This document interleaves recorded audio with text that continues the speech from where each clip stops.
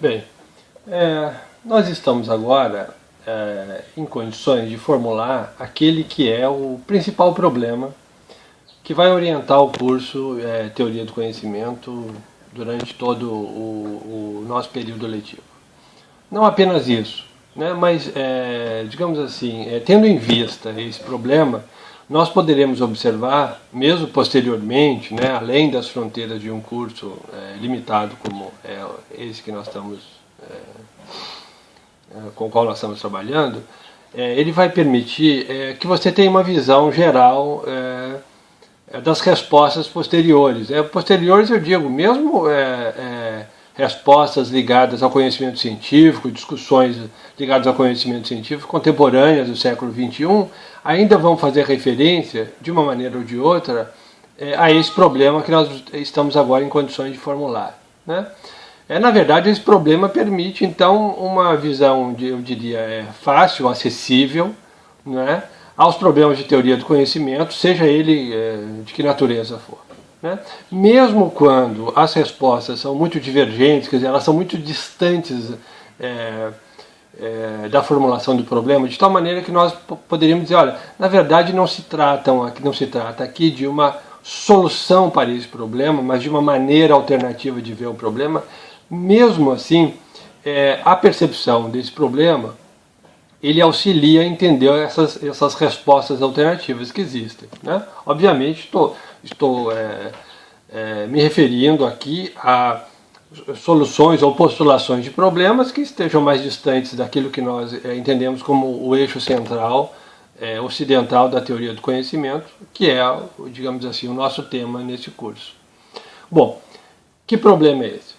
Nós vimos, né, na análise que nós fizemos, né, daquelas faculdades humanas que geravam representações, nós vimos que há diferenças profundas entre elas, né?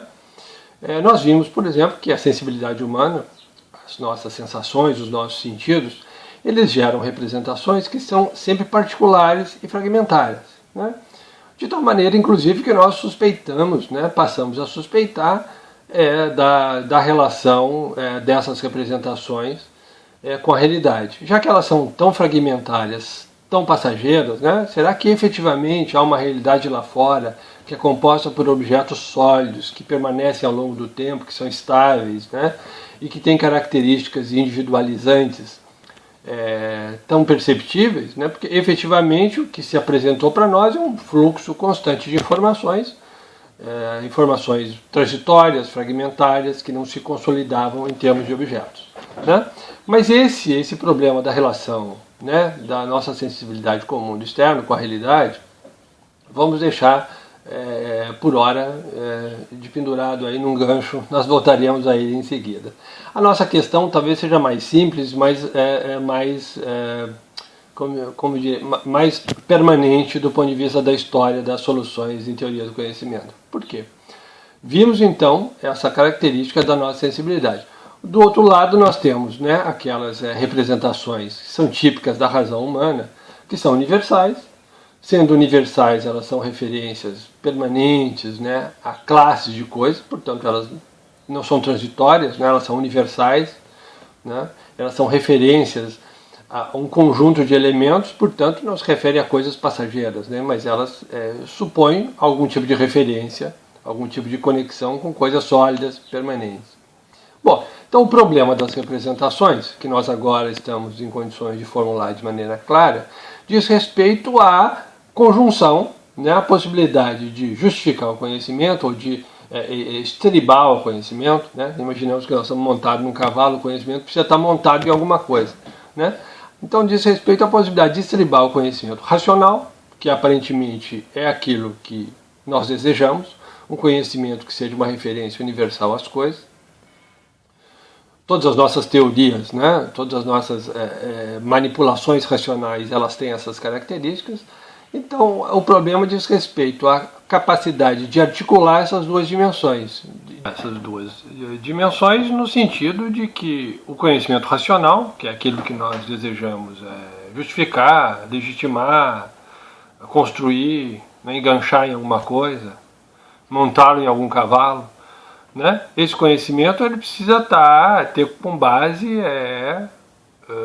as representações sensíveis, né, aquelas informações que supostamente nos chegaram do mundo exterior, supondo que haja essa ligação. Mas não precisamos necessariamente trabalhar com a ideia de que esse conhecimento é oriundo do mundo externo, por enquanto, né? Vamos apenas postular o seguinte: nós precisamos articular essas duas dimensões de tal maneira que o conhecimento racional, o conhecimento universal, ele tenha como base as representações sensíveis. O problema aí é justamente o seguinte: como é possível justificar o uso de representações universais a partir de representações particulares? Como é possível, então, transitar de um plano a outro, do plano particular ao plano universal, né? Do plano fracionário, instável, volúvel, passageiro, para o plano do permanente, do estável, as nossas teorias, das nossas leis, das nossas necessidades de permanência. Como é possível fazer essa transição de tal maneira que as representações universais estejam ligadas às representações particulares, ou que elas tenham algum tipo de base, né? Para isso nós precisamos superar esse aparente, digamos assim, estrabismo da condição humana. Por que estrabismo, né? Aparentemente o olho sensível, obtém informações particulares, fracionárias, instantâneas, e um outro olho visa o mundo de entidades permanentes, as entidades racionais, né? O que nós procuramos com conhecimento racional são valores permanentes, né? Uma lei é um valor permanente, né? Um enunciado é um valor permanente, não um enunciado universal, não um enunciado que descreve um caso particular. Aqueles enunciados que efetivamente, né, são objetos de investigação hoje, né, dentro de qualquer pesquisa da universidade. O que se visa? Se visa descobrir como o mundo se comporta, não no instante do tempo, não numa condição específica do espaço, né, num lugar.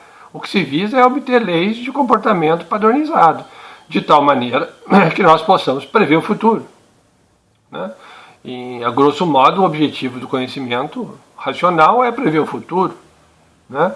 É estabelecer normas de comportamento de tal forma que nós saibamos o que fazer no futuro, ou padrões de comportamento que regulam o futuro, né?